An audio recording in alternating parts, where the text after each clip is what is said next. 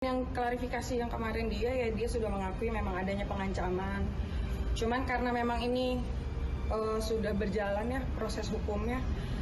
Jadi klarifikasi dia tuh ada setelah hukumnya sudah berjalan. Hukumnya sudah berjalan.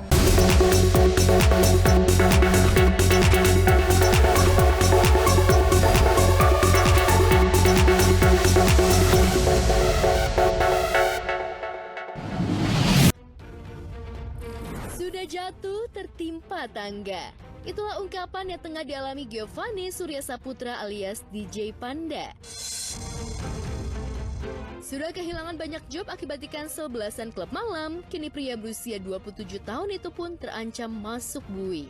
Gak main-main, ancamannya hingga 6 tahun penjara dan denda 1 miliar. Entah karena ketakutan dibui atau tidak, DJ Panda pun rela terbang dari Kediri ke Jakarta demi ingin bertemu dengan Erika. Sesuai dengan yang klarifikasi yang kemarin dia sudah mengakui memang adanya pengancaman. Cuman karena memang ini sudah berjalan ya proses hukumnya. Jadi klarifikasi dia tuh ada setelah hukumnya sudah berjalan. Hukumnya sudah berjalan. Pasal yang diterapkan, yang dilaporkan adalah perbuatan tidak menyenangkan Undang-Undang Nomor 1 Tahun 1946 tentang KUHP sebagaimana dimaksud dalam pasal 335 dalam pasal 28 dan atau pasal 28 ayat 2 junto pasal 45 Undang-Undang ITE dan atau pasal 65 ayat 2 Undang-Undang Nomor 27 Tahun 2022 tentang perlindungan data pribadi. Saya tadi udah ke tempat Erika. Saya sama orang tua sih kok. Saya udah ke tempat Erika, berusaha untuk beretikat baik gitu loh kok, untuk menemui Erika. Saya juga chat Erika untuk memperbaiki masalah ini. Berhasil ketemu? Enggak kok, mungkin dia butuh waktu. Saya bisa memahami.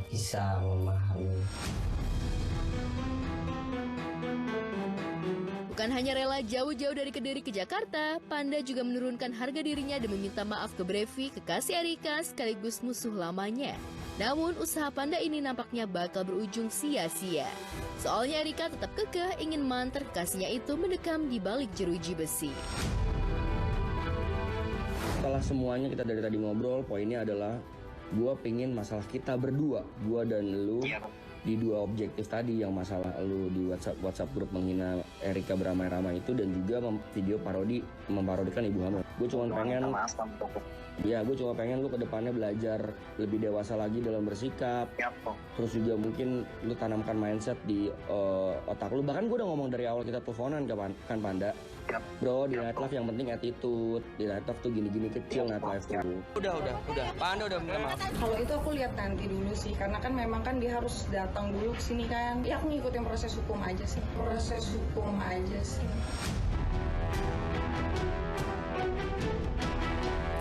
Selalu ingin Panda mendekam di balik jeruji besi, Erika juga punya syarat penting jika Panda ingin bertemu dengannya. Ya, Erika ingin Panda lebih dulu bertemu wanita-wanita lain yang ia hamili dan ia sakiti.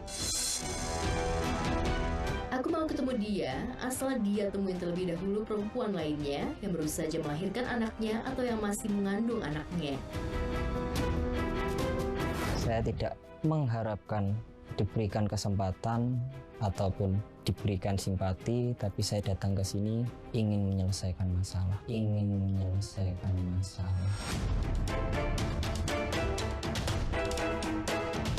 Niat ingin membantu korban-korban lainnya, Erika justru mendapatkan hujatan dari netizen.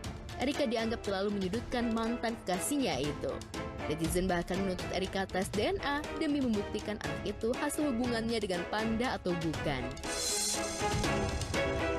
Apalagi di media sosial tersebar lagi bagaimana pergaulan Erika begitu bebas hingga punya julukan Duta Pergaulan Bebas.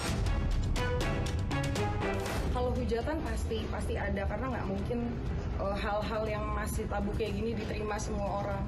Cuman yang mendukung aku ucapin makasih, yang tidak mendukung juga nggak apa-apa. Cuman yang pasti aku harus mikirin proses hukum ini, aku berharapnya cepat selesai sebelum aku lahiran. Pokoknya doain yang terbaik. Udah pihak sana udah minta maaf, semua udah maafin juga, udah clear semuanya. Yang penting sekarang kesehatan Erika dan juga anaknya sampai lahiran kita jagain bareng-bareng dan doain bareng-bareng aja. Sementara netizen rame-rame menghujat Erika, Natalie Holscher justru berbalik ke arah Erika. Keduanya sudah saling balas komentar baik di media sosial usai Natalie menyampaikan permohonan maafnya ke Erika. Akankah setelah ini Natalie bakal membela Erika? Secara pribadi, saya tidak bermaksud untuk menyinggung siapapun, dan saya memohon maaf pada Mbak R jika masalah ini sudah melebar kemana-mana.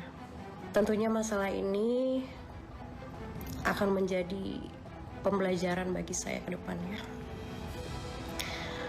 Pembelajaran untuk lebih hati-hati lagi dalam memilih partner kerja dan berteman.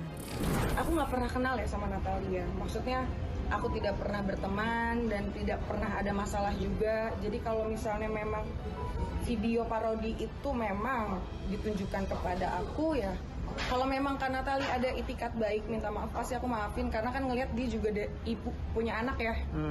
Dia punya anak, juga dia pernah, ya dia single parent juga. Jadi pasti aku maafin kalau dia minta maaf. Pasti aku maafin kalau dia minta maaf.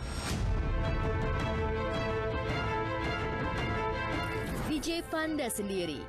Ya, nggak ada lagi circle bahagia. Semua teman ataupun orang yang tadinya ada di sampingnya ramai-ramai meninggalkan dia. Denny Sumargo yang bahkan dinilai netizen ngasih panggung mengaku nggak mau terkesan menolong pria keturunan Cina Jawa itu. Iya, takut juga. Takutnya apa? Takutnya gue memberikan video yang akhirnya tidak ada manfaat ya gitu. Tapi ya gue juga nggak mau kesannya kayak gue nolongin DJ Panda ya, gue nggak ada keinginan menolong dia. Pikiran gue cuma satu, kalau yang bisa nolong dia hanya Tuhan dan dirinya sendiri. Saya terlalu sombong kok.